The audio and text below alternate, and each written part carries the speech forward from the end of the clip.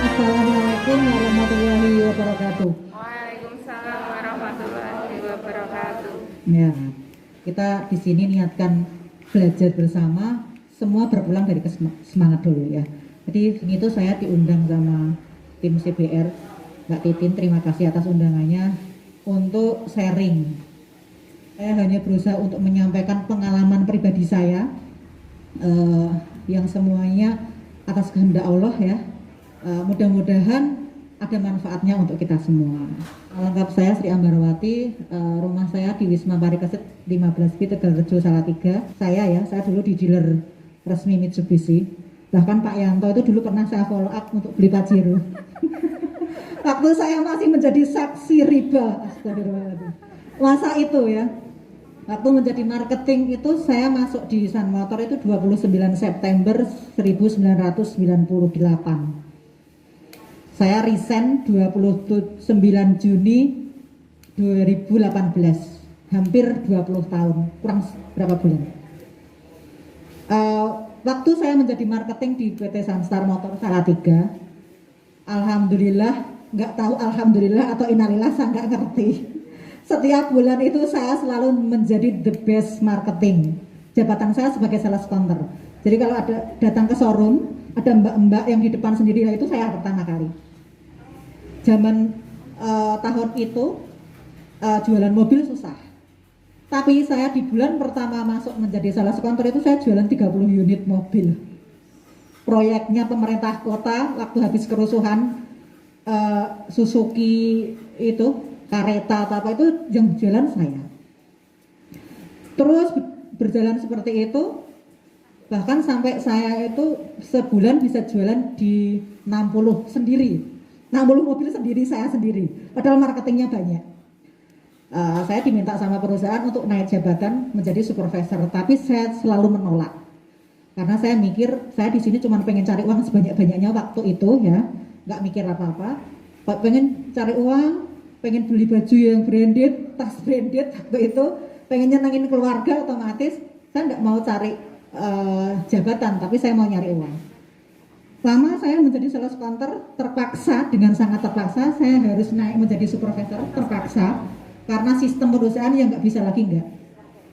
Jadi supervisor hanya 1 tahun, saya diangkat, dipromosikan lagi karena selama jadi supervisor setahun itu saya dapat pencapaian juga selalu over target ya, over target menjadi saksi riba yang dosanya mas nggak tahu, tapi itu sudah masa lalu. Akhirnya saya diangkat menjadi sales manager di Sun Motor Jogja. Waktu itu saya harus meninggalkan anak saya, meninggalkan kewajiban saya sebagai ibu, karena waktu itu saya mikir ya sudahlah, karena mau nggak mau harus tak jalanin. Jabatan itu saya terima hanya gara-gara owner saya bilang begini, iya kamu jualan di Salatiga bagus karena kamu jagoan di sana, zonanya nyaman, coba kamu tak kasih perusahaan terbobrok di Sun Motor Jogja, pasti kamu nggak bisa, saya digituin. Akhirnya saya terima dan alhamdulillah perusahaannya di Jogja itu bobrok, saya pegang jadi profit. Rata-rata jualan ya, jualan di Jogja itu 9 unit, padahal saya waktu menjadi sales counter itu di Salatiga jualannya sekian, bisa mencapai 65 unit. Itu pencapaian kala itu. Nggak pakai lama, sales manager setahun naik jadi brand manager. Brand manager itu saya membawa sekian 100 sampai 150 karyawan. Jogja sudah bagus, ada lagi masalah baru, Sun Motor Semarang, kasus lagi, begitu lagi. Saya diminta dapat challenge lagi, suruh pindah ke Semarang. Rata-rata dijualan di Semarang 11. Saya pegang terakhir bisa di angka 88. Saya suruh benahin lagi, ya itu sudah menjadi, akhirnya di Sun Motor itu saya terkenal karena saya adalah kepala cabang perempuan. Seluruh Sun Motor Group itu yang kepala cabangnya cewek cuma 2, termasuk saya. Seluruh Indonesia kepala cabangnya hanya ada 12, termasuk saya. Jadi termasuk wong langka. Mungkin kalau DNA saya mungkin lanang ya, karena semangatnya kadang melebihi laki-laki. Maksudnya teman-teman biar nanti coba tarik benang merah dari apa yang saya ceritakan, ya kan? Alhamdulillah seperti itu. Nah ini yang mengawali saya akhirnya memikirkan kok saya kerja tuh nggak nyaman ya. Kalau bicara pencapaian dunia sebagai kepala cabang, maaf ini bukan mau menceritakan ya, pecah duit. Saya bisa pergi ke luar negeri sampai ke Eropa, saya dapat bonus, saya dapat sopir, saya dapat mobil, asuransi, voucher belanja itu sekian juta, gaji berlebih-lebih, tak tinggalkan. Teman-teman kira-kira penasaran enggak kenapa saya kok pengen meninggalkan? Ada yang tahu jawabannya? Ketidaktenangan hati, betul. Jadi selama di Semarang itu, saya tuh merasa kok aku tuh kayak diperbudak gitu ya. Saya dapat sopir sih.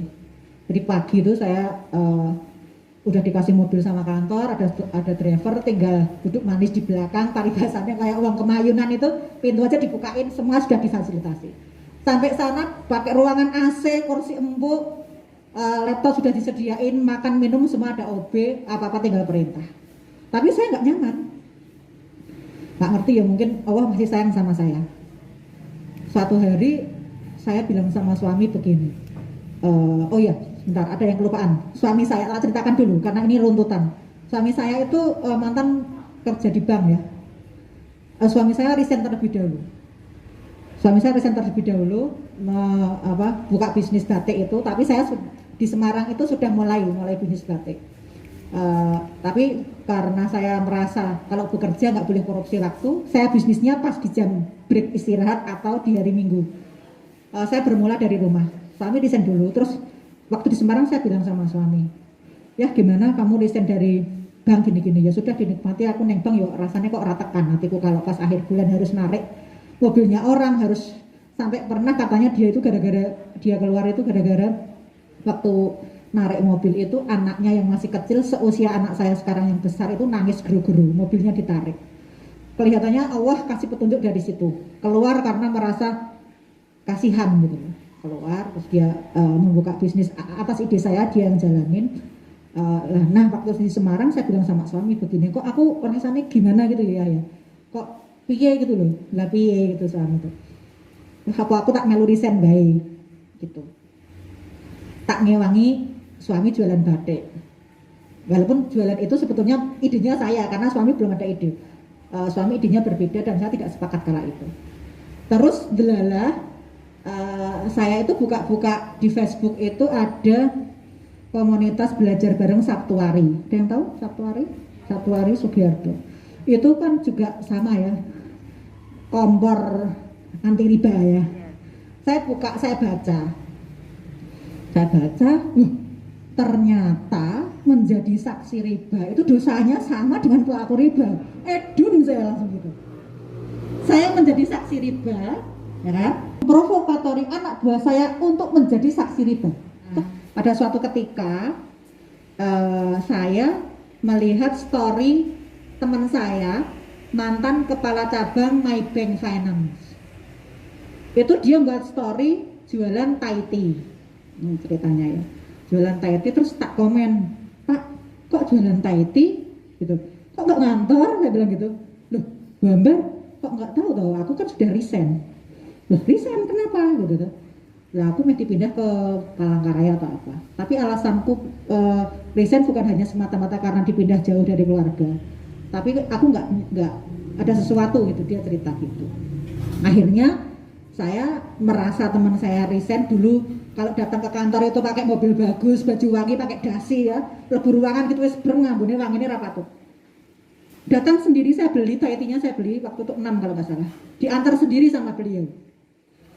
Yang notabene dulu orangnya pakai dasi wangi, dia ke kantor saya itu di sebelah Java Mall Semarang itu, ngantar sendiri, pakai motor, pakai kaos tangan kucel, maaf ya, waktu dia di kantor saya dia cerita, saya tanyain kan, selepas dari saya transaksi, saya bilang, lebih ibu, aku nengkono orang nyaman karena selalu yaitu nggak berseberangan lah dengan hati gitu kan, dan ternyata memang dosanya luar biasa gitu.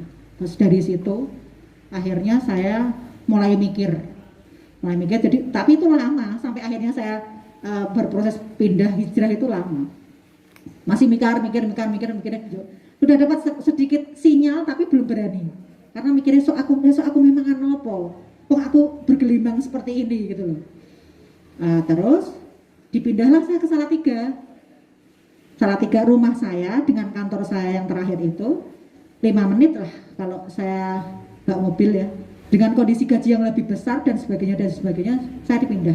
Nyaman sekali kan kalau kita mau bicara gaji gede. Buri ini kantor lah paribasannya kayak gitu. Saya dipindah, saya semakin nggak nyaman dengan kerja saya. Padahal itu zaman boomingnya expander. Expander itu jualannya gila. Dan saya tahu bonusnya kayak apa gitu kan. Ya mungkin Allah masih sayang sama saya. Di Salatiga itu akhirnya saya memberanikan diri, aku harus keluar. Aku udah nggak bisa, ternyata dosanya begini. Saya keluar, jebret. Kalau teman-teman ketahui, saya keluar itu masih punya hutang. Bayangin coba, gaji gede, penghasilan gede ini dihutangi. Artinya apa? Mungkin rezekinya nggak berkah, gitu kan? Mungkin rezekinya nggak berkah. Akhirnya saya keluar.